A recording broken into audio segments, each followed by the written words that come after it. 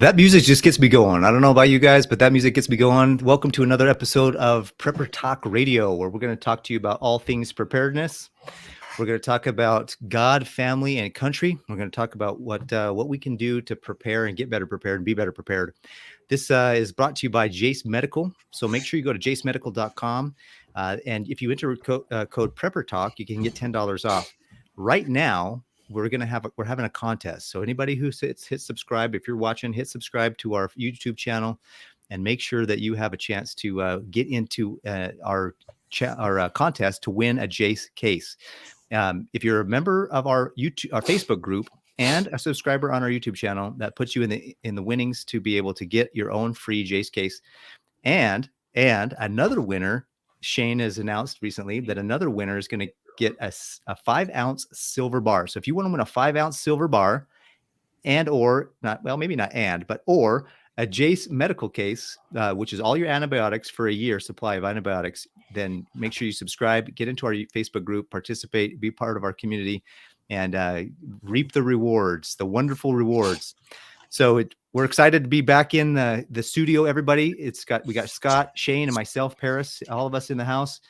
And today we're going to talk about what we like to say is the evolution of preparedness, or as we go through our preparedness process, how we start out as a beginner, kind of move into intermediates, and then as we get to advanced. And then what's interesting is that when you start off, you feel like you got to get everything, but once you get to a point where you know so much, now you go back to being minimalist again. So it's this cycle of what we're going to talk about tonight is the whole process or cycle of preparedness and how we can help you wherever you are on your path or on the road for preparedness that you're on. So we're seeing a lot of people come on right now. Thank you for being on. Spread the word, share the podcast, share the live with everybody that you can, and get some people on here. So guys, what do you guys, I know Shane, this was kind of your last week we were discussing, and this was one of the topics that you really wanted to talk about. So I'm going to turn it over and let you kind of lead us off and start talking about this. Yeah, absolutely. It's I wouldn't say it's been a long time, but it's been about a decade. It's been longer than that, but I think I would say it's been about a decade since I got serious, right? And I use air quotes there. I got serious because that level of seriousness is also an evolution, right? You don't know what you don't know. Mm-hmm. And I think that's probably the key saying about this whole thing is as I got into preparedness, and I've always been, I call myself a prepared guy. Maybe it's kind of stupid, but I've always felt I needed to have the tools I needed before I actually need the tools, right? So that's kind of been who I've been for my entire life. But about a decade ago, there's a few things that kind of woke me up. And really woke me up at that point about a decade ago, really woke me up and started me to get very serious and going down this path, this evolutionary path of prepping. And just like you say, Paris, it started out slowly. And I kind of to visualize this, I see this as you start out with your 72-hour kit. That's the most basic, right? That's kind of where everybody starts. I need to put together a 72-hour kit. And then eventually it gets to the point, like you're saying, there you become more minimalist. And for me, it's that homesteading, right? And maybe homesteading is not the final end all be all, right? Once I get there, who knows where I'll go after that, right? But you get to a point where, like you say, that at first you want everything. I got this huge list, and then you realize you can do with less, and you need less, and you want less in your life. So. And because as a prepper, you get a lot of stuff. It builds up quick. And where do I put it? And you realize the things that are really important during this process. Yeah. It's funny because I grew up prepping. I didn't know it was called prepping until a TV show came out in 2011, Doomsday Preppers. Mm-hmm. And I found out about that in probably 2012 and was like, what's this? This is awesome. I'm like, they're it's kind of crazy, a little janky, a little weird, a little off filter. But I'm like, okay, whatever, it's good. And then I got hooked into it and was watching all of them. I'm like, this is awesome. But I'd been prepping since I was a kid. we always believed, my household always believed, a year supply of food and resources, having a family storehouse. That's Right? important. The things you use the most are the things you should have on hand. And so it was kind of always, that was just kind of always what we did. And so when I moved out is when I kind of became the newbie guy, like figuring this all out. When I moved out of the house, at 19 years old, I'm like, okay, now what do I do? And I started with a little tiny, super tiny 72-hour kit that I built myself and that I carried around with me. And it was literally about the size of my head, the whole thing. And was it the best tasting food? No, it was nasty. Mm-hmm. But it was the most basic of basic things. But the two things that were in there that I thought were the most important was my water filter and my gloves. And I took those on my mission to Florida. And everyone thought I was weird because I had that with me. And I kept it in my apartment during the day. And then I actually moved it into different bags and changed things. But it was like, I didn't need money to have those things once I had them, right? I wasn't spending more money to maintain them. It was if I needed to replace them. And one of the funny things is we prep for disasters, whether they're man-made or not, right? Whether they're natural or man-made. And while I was there in 1998, we had one of the worst tornadoes in the history of Florida happen in the middle of the night. Hurricanes. And it was absolutely devastating. And everyone ran to the stores to get gloves and everything else to help clean up. And I already had gloves. And I was like, sweet, I got work gloves. I'm good. And all the other missionaries that I was with had those little brown gardening gloves to try to clean up heavy debris and bad stuff until someone came with resources to give them all better gloves.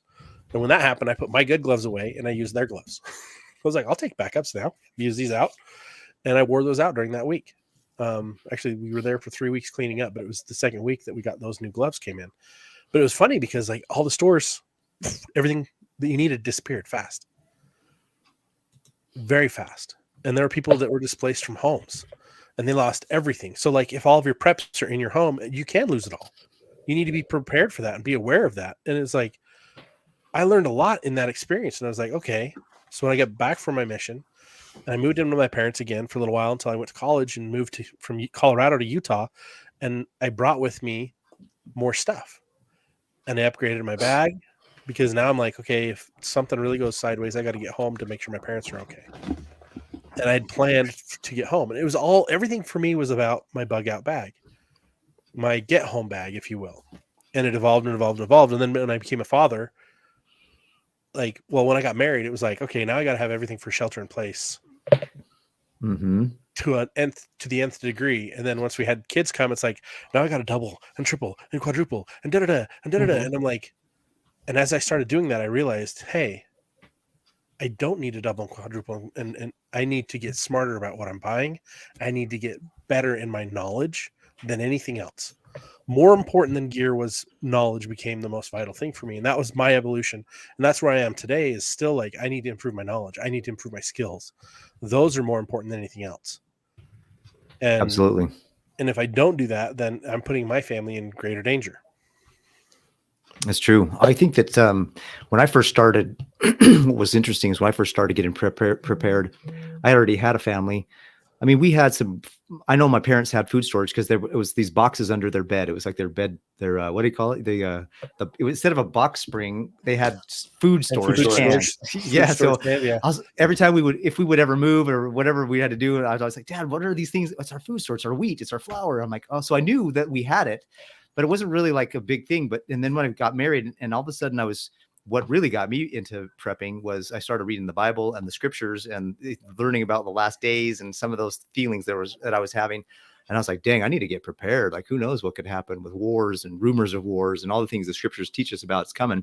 And I was like, you know what? I better get going. And I first did exactly like you, Scott. I started off with, I need to get my kit together. I need to get my go bag. And 72-hour kits is what kind of we start with, and then 96, and then it's a go bag, and then I was like, I wanted to share that with others. Like I wanted to get others prepared. And that's when I reached out to you, Scott. And I was like, hey, can you bring PrepperCon to California? Would you like to expand to California? I'm just crazy enough to host it and have you over here. I didn't know at the time what this would lead to. And thankfully we're here together. And then I met Shane, and now I'm like, oh my gosh, I've got what to me, and Scott, you're this way too in a lot of ways. But to me, Shane is also kind of that ideal. Like, oh, dude, that's where I'm going for. And I know what you're thinking. He's our Shane. resident Burt Gummer. Look at his hat. Yeah, dude.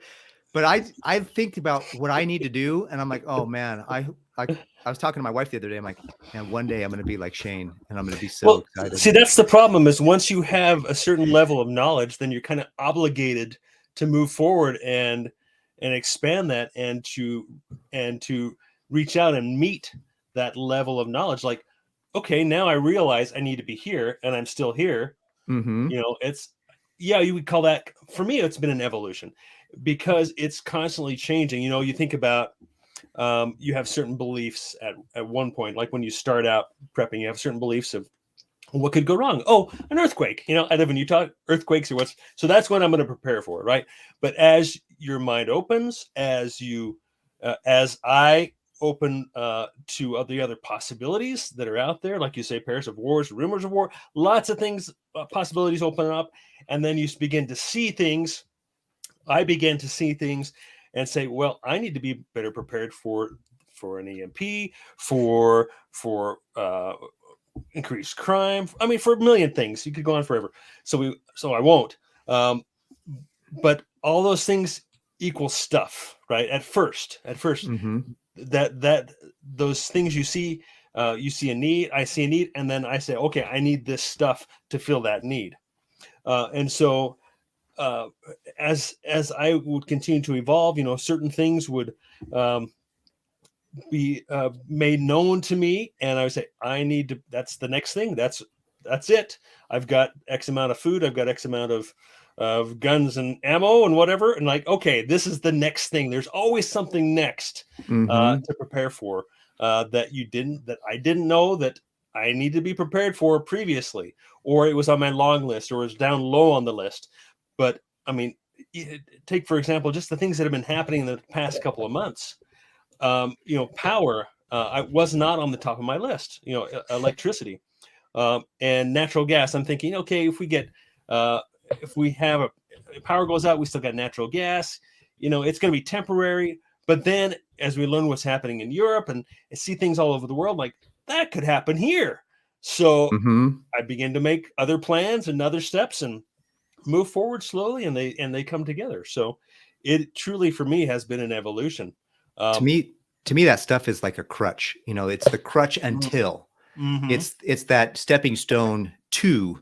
So I was like, look, I'm going to go get the gear, because at some point I'll figure it out. Like if the crap hits the fan and I lose my job or I lose my income or something happens, I'll figure it out. I'll have time to figure it out, but I need to, I just get the stuff to have it. And then I started to realize, as time goes on, as I kind of moved through my life, I started to learn the skills. I started to gather the skills. I started to get better at gardening, get better at understanding how to light fires, get better at how to create shelters, get better at food storage and what I really need for my family, get better at, you know, now I'm really into doing a lot of self-defense things in my life and my Second Amendment rights. I'm taking advantage of learning how to do those things. And so as I'm learning and growing, I'm realizing, you know what, I don't necessarily need a bunch of stuff. And it's really that evolution of, in the beginning, you might need those crutches to kind of help you walk along, but then learn to walk on your own, stand on your own, learn to run on your own, and you don't need the crutches as much. And that's kind of what's happened for me anyways. Yeah. It builds that resilience in you, right? To do those things. And it builds in, like Utah Mike, he just pointed out, he's like, it seems like I always resort back to prepping for job loss or economic issues. I'm like, ditto, me too. Like, and it's not resorting back to, it's like we use our preps more frequently during the lean times. And that's what they're there for.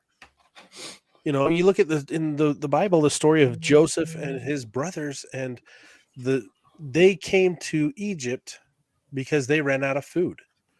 But Joseph interpreted Pharaoh's dream and knew that they had 7 years of plenty, and that they would have 7 years unlike they've ever seen before, that were going to be bad, and we needed to stockpile everything we can. And people didn't come and just get stuff for free. They had to trade for it. Even all the way up until like they'd have to sell their lands to the Pharaoh to get food at the end. Like you have to give up things that are less important to be able to prep. Mm-hmm. And that's the lesson right now that I want to point out to people is like, you'll use prepping and it'll save your life. Yeah. It I can, want to talk. right? I want to talk about this comment by Sydney Stewart real quick.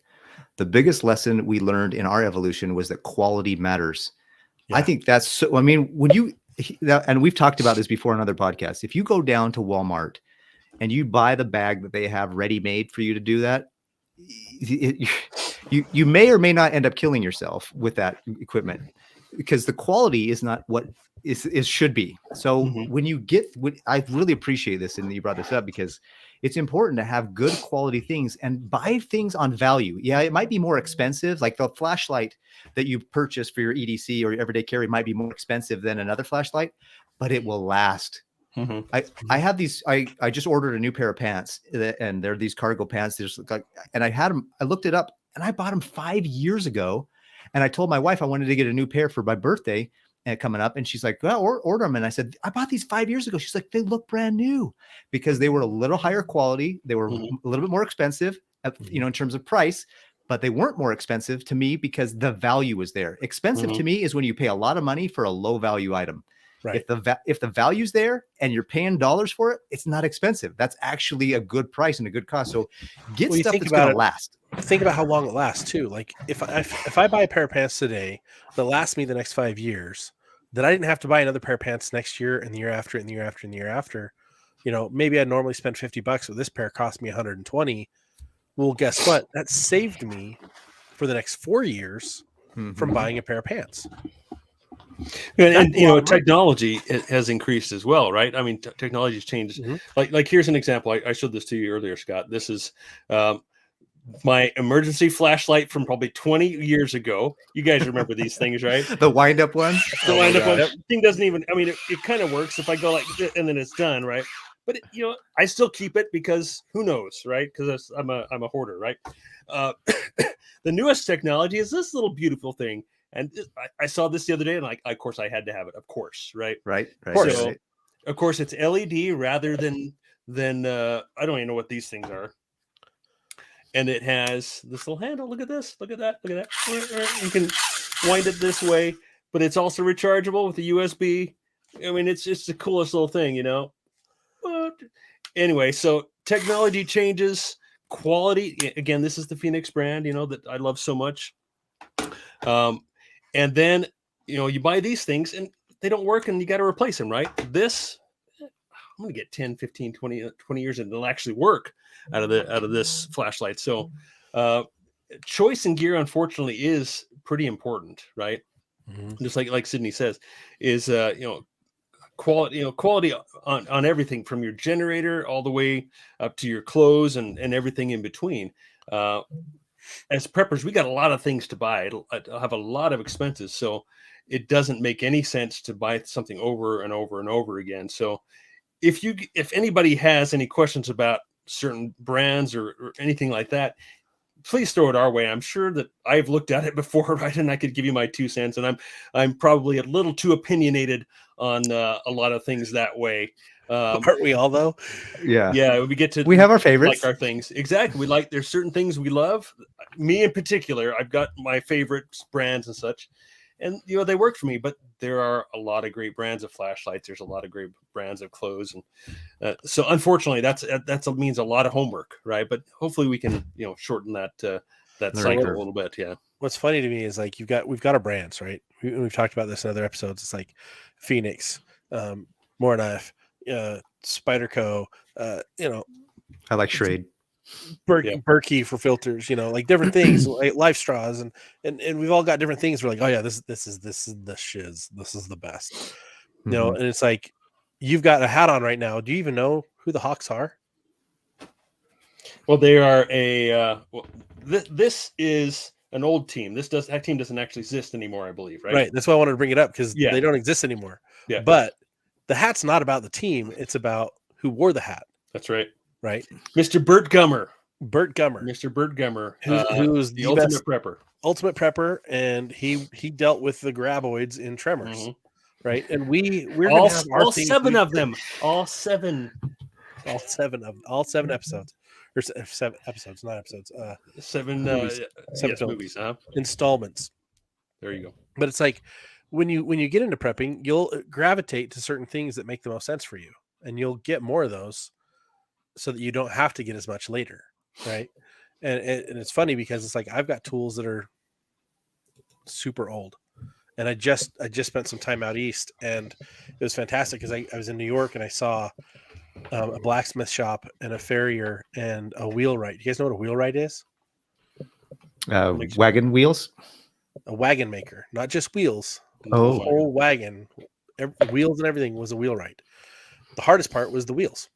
But they'd send you on your way with an extra axle if you could afford it, and all the different things that go into that, right? And the blacksmiths and all the different things that go into that, and all these tools hanging on the walls for that trade or for that craft. And it's funny because when we were talking to the blacksmith, he was like, what's odd is all those tools on the wall, I use 3 of those all the time. And he walks over to this one, he pulls it off the wall, and he's like, I'll use this every 4 or 5 years. But I needed to make a lot of them once, so I made this tool to take care of it. And I've had this tool for, I think he said 20 years. Wow. But it's like you build and use what you need to take care of you. And the things that are going to last are the things that you really put your time into maintaining. So not just buying the quality stuff, but maintaining your stuff is just as important. You know, they had saws, cross saws and axes and different types of heads on the axes. And it's funny because I'm like, I've got that saw. Oh, I've got that axe. Oh, I've got this tool. Oh, I've got that tool. And I was like, yes. I'm like, frontiersman, here I come, right? Mm-hmm. But more than anything, it's like they're tools of that era. Like my saw that I have that is my favorite thing. I don't really use it, but I keep it and I maintain it to remind me of those times. And it's my great grandfather's saw that he used to clear his land. Mm-hmm. That he used to clear trees to be able to plant potatoes and to clear trees for his land that he had, his homestead. And so it's funny because it's like we've come a long way now. I've got chainsaws and everything's like, oh, get a chainsaw. Mm-hmm. You can go buy just any chainsaw, but there are brands that are a lot better than others. Mm-hmm. Right? What would you say are the top 2 brands of chainsaws? Steel. Yep. Husqvarna. Yep. Absolutely. That's it. When I think of like the best 2, those are the only 2 that come to mind. Mm-hmm. Everything else is garbage. And I've tried them. I've tried them all. But what's funny is I've got my grandpa, great grandpa. He got a chainsaw that one of my cousins has, and it drives me nuts because I wanted it so bad.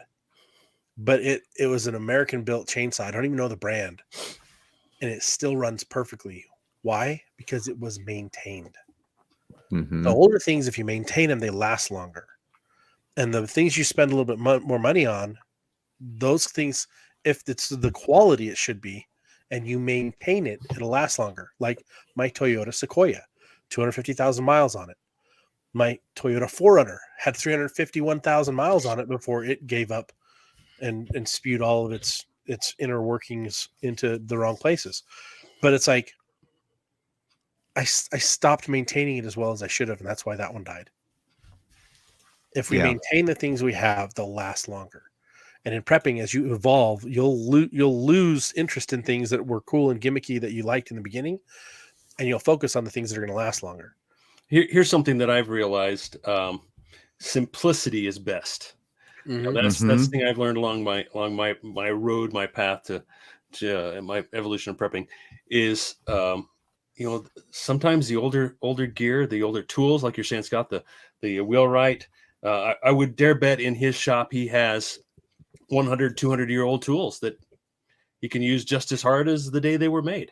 Simplicity in vehicles. When I choose a vehicle, nowadays the new vehicles are so complex, they're so fragile. I definitely would prefer a little older vehicle that has fewer bells and whistles, less to break. So in general, I look for simplicity, less moving parts, less complex. So that's something I've learned in my process. And hand tools, I've got plenty of hand tools, and I try and use them as much as I can. But I use my pneumatic nail guns as much as I can too, right? I use whatever makes it easy right now. It's just with your pneumatic nail gun. Did you just buy a crappy one from Harbor Freight? No, I spend a little bit more, but I'm also learning that Harbor Freight has some pretty good crap too. They do, but it's not all built Not the all same, of it. right? No, not all of Yeah. it. You've got to be thoughtful, and that's the cool thing. We have so much Mhm. technology now. We can research the crap out of anything, Mm-hmm. and you can even get to a position where you research so much. Like Overthinking. someone in this group, they researched so much, they kind of froze for years on getting just a generator, and now they're like, I think he's got 2 or 3 now, right? Paris, how many do you have now? Generators? Just Yeah. the one, right? Just the one right now, but there is a battery bank that's coming out that I'm really looking at. There you that go. I'm probably going to get because it's coming out next month, and I'm waiting for it. I'm hoping it's at the right price so I can grab it, But you finally pulled the trigger. Why? because I finally was ready. I was ready, and You I were realized that I ready needed up here. You were ready mentally. up here. Right. Yeah, I was You got ready through the mentally. guck. Yeah, you got through the guck Yeah. that was freezing you. Mm-hmm. And The paralysis of analysis. Yeah. Yeah, the paralysis of analysis. And Shane and I worked on you until you were like, "Yep, I need to do this." Well, And I you did it. thought. See, here's the thing: when you start off with as a prepper, you think to yourself, "Wait a minute, you only consider one scenario, maybe." For example, I was considering the end of the world. Like I was zombie apocalypse was kind of my main prepping, and I was like, I can't get more gas if I'm in the zombie apocalypse. So why would I buy a gas generator? I want to get a solar powered battery bank so that I can have power forever. So I was waiting to fill the need that I thought I had. But then Shane was like, look, dude, between now and the zombie apocalypse, are you going to have potential emergencies? Are you going to have potential things where you might need a generator, where you're even camping, like even just going out and having fun at camping and having a generator at the campsite? And I was like, that makes sense. And I can get gas right now and I can store it and I can. So I was like, duh, like that's part of the evolution of prepping is that you realize that there's more than one thing that you should prepare for. And you start to prepare for other things. You realize, hey, it would be good to have a gas powered, propane powered, and a solar powered bank. And if I can afford it, I work my way up to it. Start with what you can. And I think that goes right in with what's up on the screen right now. Start with what you can, and then grow into more higher quality stuff. So yeah, absolutely. And I think another aspect of that as well is, I didn't want to get a generator unless I bought a Honda, because Honda are the best, they're the quietest, they're most reliable, most fuel efficient. And I wasn't going to buy anything unless I bought a Honda, but they're literally twice as much as something else. So kind of my argument to you, Paris, was, don't go get a big expensive battery bank, get a small generator, get a small battery bank, right? Split that cost up. Each. So I did not buy a Honda generator, but I do have a Honda water pump. It was just more affordable. But yes, could I go get a Harbor Freight water pump and still do the same job? Because it's not like it's a work item. I don't use it every day. It's just a partial use. So yes, maybe a Harbor Freight water pump would have served just as well as my Honda. Maybe 10, 15 years down or whatever, it may have more issues. Yes. But again, that's kind of a bit of a paralysis of analysis. There is how do I spend my money wisely and get everything that I need? Absolutely. Exactly. Yeah. If you go do something, I'll buy tools all the time. Like the comments that we just had, like I'll buy tools. Like I bought Ryobi stuff for a while and it broke. And when it broke, guess what I did? I bought Milwaukee and DeWalt. I've got a cheap chainsaw, but when that thing breaks, guess what I'm doing? I'm getting a still. Guess what my brother owns? He owns like 10 stills, and I think he's down to 1 or 2 Husqvarnas. But like, he's a professional tree trimmer. That's why he's got so many dang freaking different chainsaws. And it's like he says he spends less time fixing things with those 2 brands than anything else. Yeah. That's awesome. So for work, that's all he'll buy. And same thing. He's a rescue. He's a firefighter, but he focuses on rescue and rigging, and he's a rope expert. Like the guy can rig things. I can't even imagine. He's incredible. Absolutely, he's phenomenal. Yeah. And his my knowledge in ropes and not tying and everything is like, if you can see my screen, it's like here, and his is off the screen. He knows more than like anyone I've ever met. And it's because he goes to the experts and he learns directly from them, and then he teaches people from that. And it's phenomenal because like this is my little brother, and I can like totally dote on him and shine and be like, this kid is genius in this area. Why? Because he put the time in and he knows what works best, and that's what he buys because he put the time in. He talked to the right people. It was more than just research of the facts of, oh, this can hold this much load. It was, hey, do you actually use this? Real world experience. Yeah. Yeah.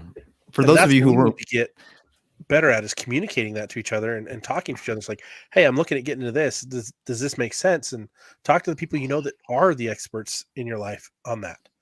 Yeah. You know, because they'll point you to the better expert that they go to. You know, and that's where we learn the most is when we're hungry for it and we're willing to go to the right source. Yeah. And don't be afraid to be wrong, right? Don't be afraid to say, you know what, I thought I knew what I was talking about, and I learned this, and I completely changed my mind. Because that has happened to me plenty of times. The old adage, when the student is ready, the teacher will appear. That's real. And so you got to just remember, when you're ready, the right people will appear. Maybe you're listening to this podcast, or you just found us because you're finally ready to hear what we're sharing.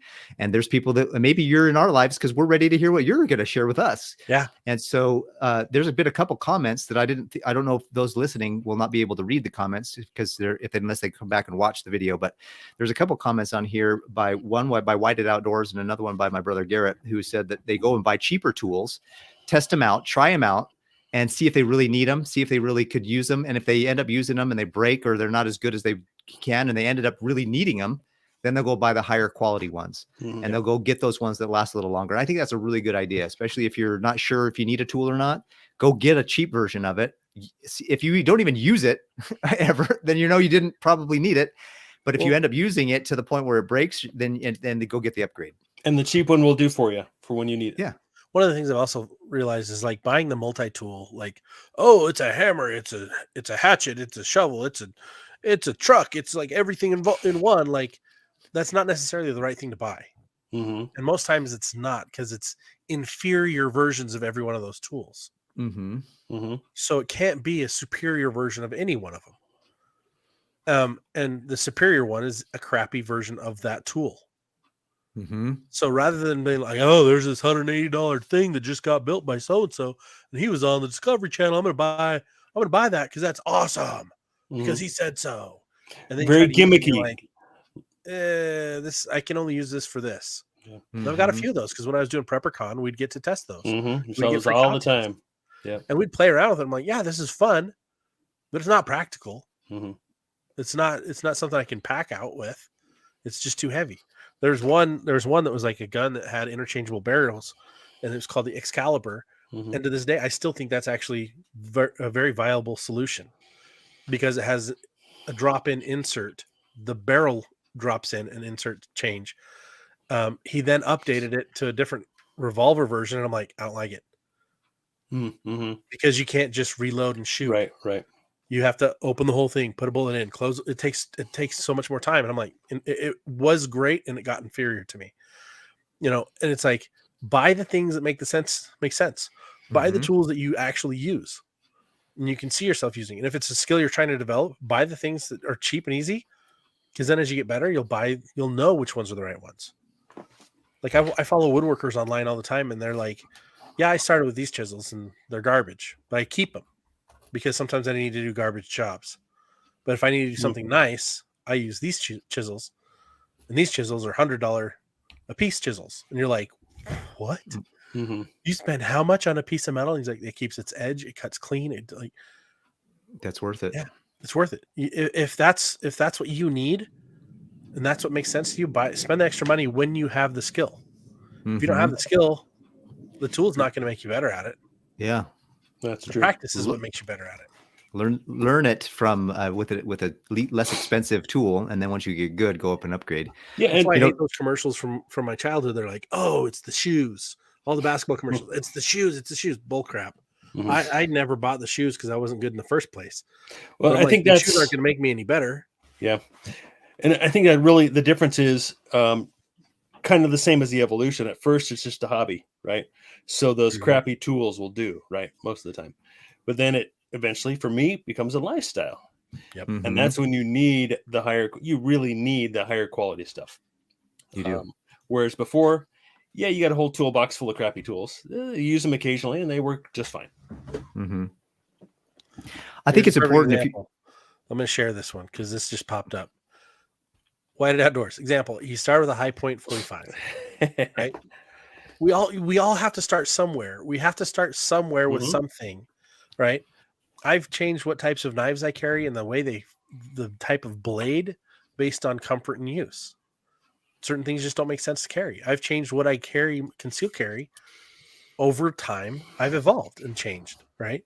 So Shane, you know, Parrish, you're new at it, you'll evolve as well. Like we all evolve in what we use. Like there's certain hammers when I go to the store, I won't buy, I won't touch. I'm like, nah, if I need a new hammer, I'm not going to buy one of those ones because I know it's going to be broken in a year. You know, and other tools, I'm just like, nope, don't even look at it. Like, oh, it's on sale. It's half off. I'm like, great. Then I'll have to replace it 3 times as often as just twice because there's a reason it's cheap, right? Once you understand what makes the most sense for you, keep going to that unless there's something that comes along that's even better, that is vetted and true. You know, same with food storage. And a lot of people go out and they're like, oh, I bought all this food storage. It's amazing. I'm like, oh, yeah, is it good? I don't know. I've never had it. Well, try it. Have you eaten it? Have you tasted it? Do you even like it? I try so many different food storages. I've probably eaten every brand out there. You know, and there's ones that come out, they're brand new. And they're like, oh, yeah, I ate them before they changed their name. And they're like, oh, what? Before they changed it? No, this is a new company. I'm like, no, it's not. It's this company. They rebranded. Yeah, they relabeled. It's the same garbage food, you know? And so when people get on me like, well, food's food. I'm like, nah, fuel's not fuel. Food's not food. A roof is not a roof. Right? Especially when you pay good money for it, right? Yeah, and if you're spending more money, you're going to spend more money on freeze-dried food than anything else. So if you're going to spend that much more money on that food, you want to make sure it's actually the quality of food that you need. Yeah. Right. Especially exactly. And then if what you can afford right now is not that, get what you can afford, build up something, and then as you can afford it, or as you get more resources, you exchange it out and build upon it. I mean, if you're listening to this podcast and you're brand new and you're like, what in the heck? Every expert started off as somebody who had no idea what they were doing. Even better. So they started off as a dummy. Yeah. And so if you feel like you're like overwhelmed, oh my gosh, there's no way, just one step at a time, one step at a time. A journey of 1,000 miles begins with one step, and you got to take the first step. If you don't even take the first step, you're not going to take the second or the third or the fourth. And so it's just important to get into the life. Prepping is a lifestyle that is you become so self-reliant. It gives you that can-do attitude that we talked about last time's podcast, that can-do attitude that, you know what, if I can do it, if it can be done, I can do it. I don't know what I'm doing right now. I'm going to start with where I am. I'm going to start with what I can, and then I'm going to grow and develop, and I'm going to get better and better and better. And yeah, there might be a few things you'll be like, man, I wish I wouldn't have bought that. But how would you know that unless you did it? Like the best way for you to learn in life in any way, I don't care what field of endeavor it is. When you started off at your job, did you know everything first day? No, you got better at it over time. The same thing is true here with prepping. If start off, just get started and then grow with it and learn. And then you start to expand and you start to say, you know what, I've made some mistakes, but those mistakes are the best things that I've ever had experience. Like the best learning experiences I've ever had came from my mistakes. Yeah, that's a great point.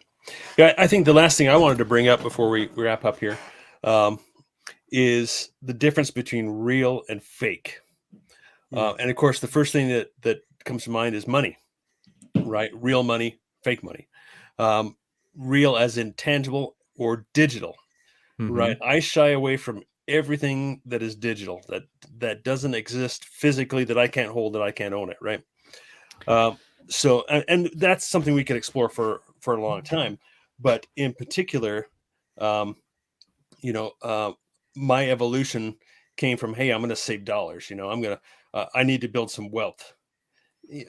Along this whole evolution for me is learning what is real wealth. What truly is wealth? Is it dollar bills? Is it currency? It's not. Yes, precious metals, they are true wealth. Having land, having the ability to produce something, that's real wealth. Yeah. It's producing something digitally, that for me, that doesn't cut the smoke test.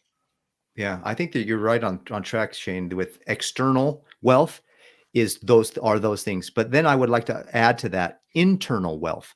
Mm-hmm. It's having the skills, having the mindset, having the can-do attitude, having the resilience, having the discipline, having developed all those things. Those are those internal wealth. Because if you took everything, if somebody has a can-do attitude, they're self-reliant, they're resilient, they know how to do things, they can figure things out, and you stripped them of all their external wealth, they'd just rebuild it. Yep. Because they have that internal wealth. Mm-hmm. And I think that's an important part. I hope that made sense. So yeah. It goes along with, when you're brand new at prepping, you're hoping nothing happens. Like, I hope nothing happens anytime soon. Mm-hmm. I'm not ready. Well, when you get to my age in prepping, my prepping years, right? Then you're like, bring it on. I don't care. Something like, darn well better happen.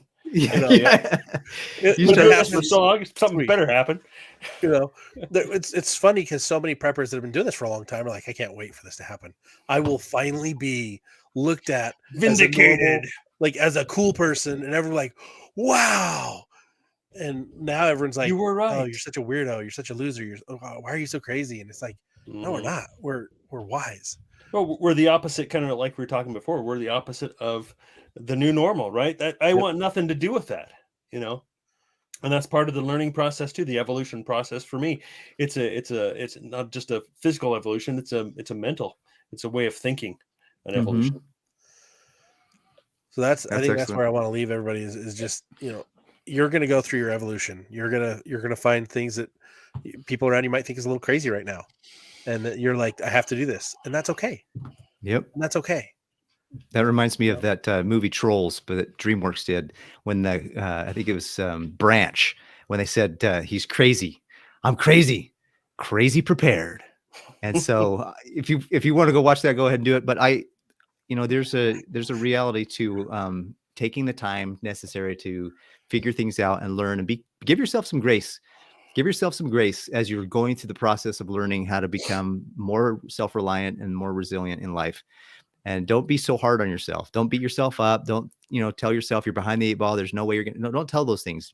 Give yourself some grace, start and move forward. Join our group, go to our Facebook page, get on our lives, watch our videos, and watch other videos. Get out there and watch other podcasts and other channels and learn the skills that you need, that you're prompted and feel like you need to learn in order to be prepared for your situation in your life and your lifestyle. So we hope that you'll come and join us in our Facebook group at it's Emergency Prep and Self-Reliance. So if you go to our Facebook page, which is Prepper Talk Radio, then under more, you'll click where it says groups, and you can join our group there. We'll have a lot of interactions. We'll have an opportunity for a lot of interactions there. Right now, we're having a contest. If you came late to the live, and those that didn't hear it at the beginning, right now we're having a contest. So once we hit 1,000 subscribers on our YouTube channel, then we will have a contest where we'll do a random thing for those that are in our Facebook group, and they have to be subscribed to our YouTube channel. They can win a Jase case, which is jasemedical.com. It's the antibiotic year supply, or supply of antibiotics that should last you a year's worth of illnesses. And Shane just threw into the mix an opportunity to win a 5-ounce silver bar. So if you want to win a 5-ounce silver bar or a Jase case antibiotic case, get it, spread the word, get into our YouTube, subscribe to our YouTube channel, get into our Facebook group, become part of our community. Let's edify one another. We want to learn from you. We're grateful that you're taking time to learn from us. And so with that, we'll sign off and tell you and ask you to have a great week. And remember, above all things, it's God, family, and country. Be ready, stay ready, and we'll see you next time.